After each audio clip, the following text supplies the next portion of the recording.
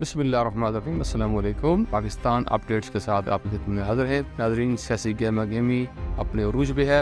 پاکستان میں جو دو بڑے معاملات ہیں، سب سے پہلے یہ کہ الیکشن کمیشن کا الیکشن کو ملتوی کرنا اور سپریم کورٹ کا سو موٹو لینا، اس پہ بھی بڑے بیانات ہو رہے ہیں، بیان بازی ہو رہی ہے۔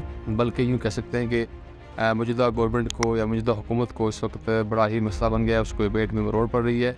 سپریم کورٹ نے یہ کہا ہے بھائی الیکشن کمیشن کے پاس یہ اختیار ہی نہیں ہے کہ وہ ڈیٹ چینج کر سکے، وہ تاریخ دے سکے۔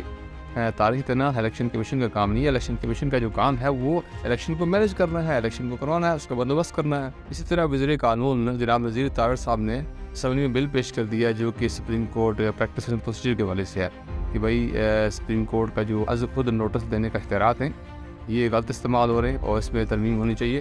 اسی طرح عمران خان نے رد عمل دیتے ہوئے یہ کہا ہے سپریم کورٹ کو اپنے دباؤ میں لانے کی کوشش کی جا رہی ہے، کیونکہ اس سے پہلے آپ لوگ کہاں تھے؟ جو ہی آپ کی دم پہ پاؤں آیا تو آپ چیخ اٹھے اور از خود نوٹس کا بھی آپ نے معاملہ اٹھا لیا اور سپریم کورٹ کے اختیارات کو محدود کرنے کے بارے میں بھی سوچا جا رہا ہے۔ پہلے انہوں نے نیب کے پر کاٹے، پھر اپنے بہت سے اداروں سے اپنے کیسز ختم کروائے، بڑے بڑے کیسز نے اپنے ختم کروائے۔ آپ سپریم کورٹ تک جا رہے ہیں۔ اس میں کوئی شک نہیں کہ پاکستان بار کونسل کے چیئرمین جناب ہارون الرشید اور ایگزیکٹو کمیٹی کے چیئرمین جو ہیں انہوں نے یہ کہا ہے کہ سپریم کورٹ کو از خود نوٹس نہیں لینا چاہیے تھا، کیونکہ دونوں صوبائی ہائی کورٹس ہیں، اس کے اندر یہ معاملہ چل رہا ہے، اس کے اندر یہ کیس چل رہا تھا جو الیکشن کمیشن نے الیکشن کی تاریخ مؤخر کرنے کی کوشش کی یا اس کو تاخیر میں ڈالنے کی کوشش کی، جس والے سے دونوں صوبوں کی ہائی کورٹس میں معاملہ چل رہا ہے۔ اور جو تحریک انصاف کی طرف سے ریٹ دائر کی گئی ہے جو الیکشن کمیشن کے الیکشن کو ملتوی کرنے کے بارے میں جو معاملہ تھا، اس حوالے سے بھی متفقہ طور پر بار کونسل نے کہا ہے سپریم کورٹ میں تمام ججز کو مشتمل فل کورٹ بینچ تشکیل دیا ہے، جس کے سربراہ چیف جسٹس ہوں گے، ظاہر ہے چیف جسٹس اعجاز الحسن اور جو دوسرے ہیں گزار نقوی، ان کو الگ کر لیا جائے۔ اس کے بعد پھر سپریم کورٹ اس کا فیصلہ کرے۔ ہم سمجھتے ہیں یہ بات بھی درست ہے اس حد تک، جس طرح ہمارے سینئر صحافی جناب سلیم صافی صاحب کو زلمے خلیل زاد یاد آ گئے کہ وہ دوری شریف کے مالک ہیں، انہوں نے عراق وار کے اندر بڑا رول پلے کیا، وہاں پہ بھی امریکہ اڑانے والے وہ ہیں، بھڑکانے والے وہ ہیں۔ پھر وہ جناب افغانستان میں 2003 میں جب آئے مداخلت کی تو پھر وہاں پہ آ کے جب وہ سفیر بنے تو انہوں نے وہاں پہ کیا کیا کہ خودکش حملے شروع ہو گئے۔ تو وہ دوری شریف کے مالک ہیں، وہ فتنہ پردار آدمی ہیں۔ عمران خان کے بارے میں ان کو بیان دے دیا، تو اس حوالے سے ایک دم جناب سلیم صافی صاحب کو ساری چیزیں یاد آ گئی، پورا ان کا ماضی یاد آ گیا اور 20-22 سالہ جو ہے جو پورا جو ان کا رول ہے وہ یاد آ گیا۔ بھائی 2003 میں آپ کہاں تھے جب عراق میں حملہ ہوا تھا؟ اس کے بعد جو 20 سال جنگ لگی رہی ہے اس میں آپ کہاں تھے جب بش نے بھی کہا کہ ہم سے غلطی ہوئی ہے، ہمیں غلط انفارم کیا گیا تھا، تو اس وقت آپ کہاں تھے؟ افغانستان سے جب فوجیں واپس جا رہی تھیں، عمران خان نے جب یہ کہا فوج سے آپ کو نکالتے ہیں یہاں سے اور ہم وارنٹی دیتے ہیں آپ کو چھڑے کوئی نہیں، تو عمران خان کی ضمانت پہ وہ یہاں سے بھاگے ہیں امریکی، تو اس وقت آپ کہاں تھے؟ آپ کو اچانک یہ زلمے خلیل زاد یاد 22-23 سال بعد یاد آ گئے، تو اس وقت یہ ہوتا ہے کہ آپ کے اندر بھی زلمے خلیل زاد والے ہی جراثیم ہیں۔ تو یہ ہے کہ ہر چیز کو اس کا کنٹیکسٹ ہوتا ہے، اس سے پرسپیکٹو ہوتا ہے۔ اچانک سے کسی کے خلاف کوئی مہم یاد آ جائے، اچانک سے کوئی بندہ وہ نام لے لے۔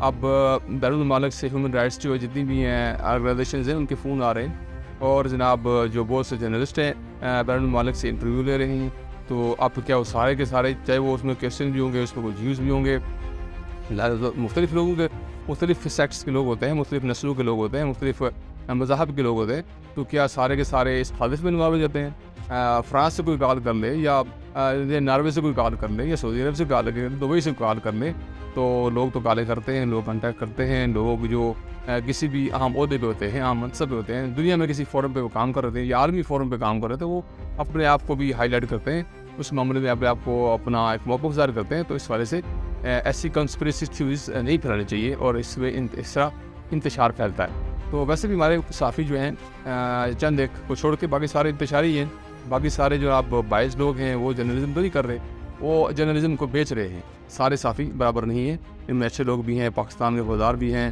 اور رزق حلال کمانے والے بھی ہیں اور حق و سچ کی بات کرنے والے بھی ہیں، اس کے لیے جان دینے والے بھی ہیں۔ صبح کی ہیڈنگ تھی ایک اخبار کی کہ جمائمہ گولڈ جو ہے عمران خان کی سابقہ اہلیہ، ان کے فلیٹ میں 2 افراد نے گھسنے کی کوشش کی ہے اور بلکہ 2 دفعہ یہ واقعہ ہو چکا ہے۔